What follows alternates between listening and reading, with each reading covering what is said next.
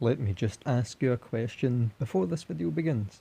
How many teams do you know that can win a penalty in the closing minutes of a game, get a red card that same minute, and concede the very next? The answer is, of course, Rangers. Sadly, Rangers have had a torrid time of late, and I've been very hate-filled supporting them, and that's something I'm not happy at all to say, but it's just how things appear to be now.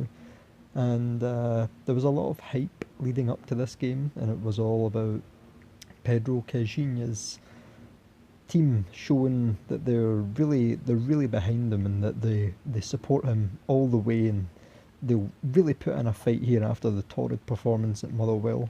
And well, it was quite a boring match. Actually, oh, it was so boring.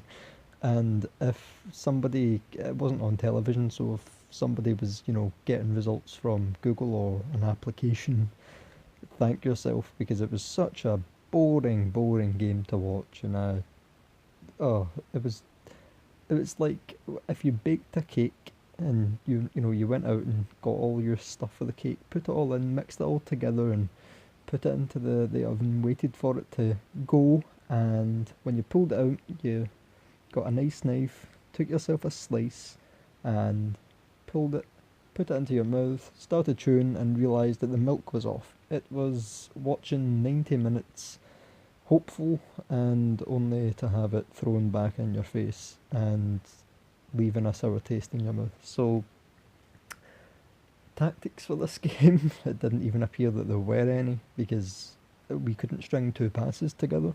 And, you know, as much as Kilmarnock didn't play superbly, they could string three passes together, so I suppose that they played better. And the majority of their good play came through the second half, where they looked really likely to score, and we looked like we were never scoring. And they must have had, since around the 84th minute, they must have had about four or five chances that could easily have been goals had it not been for Wes Fotheringham's fantastic positioning. Where do Rangers go from here?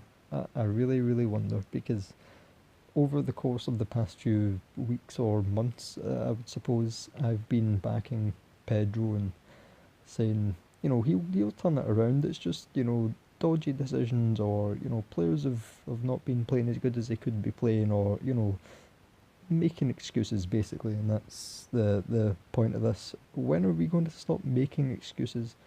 Every game it seems to be there was a dodgy decision here. Oh, Doran's got injured. Oh, our player slipped when he shouldn't have. Oh, the defence was too slow. Or it's. I really don't know how we're supposed to do anything besides firing Pedro at this point, because he's just not showing up. And maybe the fact that he couldn't string three games together was a sign of things to come. Maybe, and we just naively ignored it. There's been a lot of charlatans and people who have, just not been good for our club or good to our club that we've accepted in, and naively followed behind them.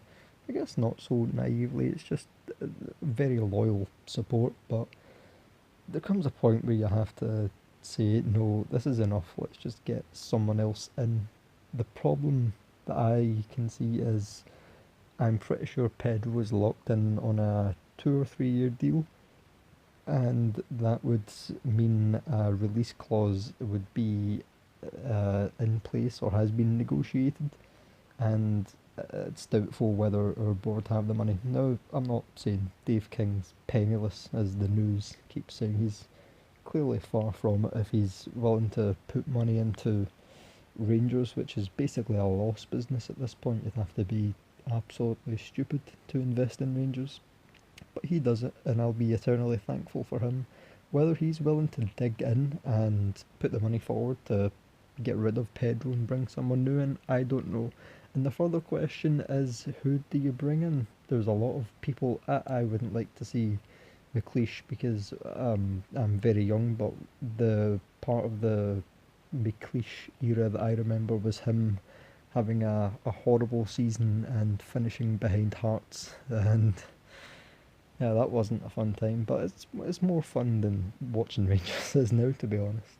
So we have a lot of problems and no solutions, and nobody seems to know where to go from here. So all we can really hope for is a miracle. It was a poor result today. It was a poor result against Motherwell. Really, really poor game against Celtic. And Pena didn't play today, which I was kind of thankful of because everybody has been telling me, oh well, he scores and he does this and he does that, and he's just unfit just now and this and that. And it's another thing we're just making excuses for. The guy's rubbish. He's clearly rubbish.